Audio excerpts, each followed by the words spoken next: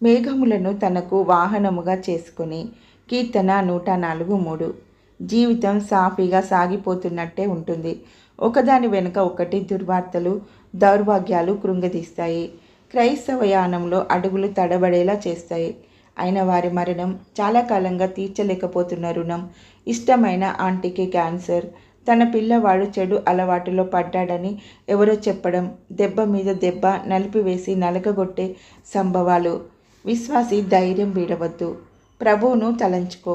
ఆయన ఈ లోకంలో ఉన్న కాలంలో ఆయనకి మరణం దగ్గర పడుతుంది. ప్రజానీకానికి తన అవతార ప్రయోజనం ఇంకా అర్థం కాలేదు. తనను రాజుగా చేయడానికి అదును కోసం చూస్తున్నారు.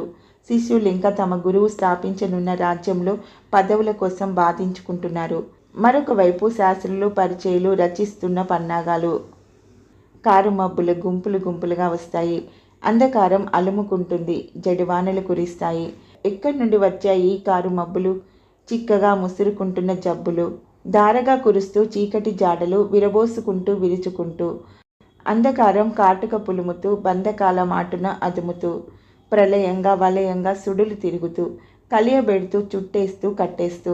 ఎక్కడి నుండి వచ్చాయి ఆ కారు మబ్బులు? అయితే జాగ్రత్త. ఆ భయంకరమైన కటిక చీకటిలో ఆదికాండం 15:12 దేవుడు మాట్లాడుతున్నాడు. ఎదురు చూడు. పాత నిబంధనలో కారు మేఘంలో, గాఢాంధకారంలో, తుఫానులో దేవుడు మాట్లాడాడు.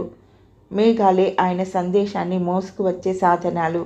జీవితంలో కారు మబ్బులు కమ్మితే చిగురుటాకులా వణికిపోకు.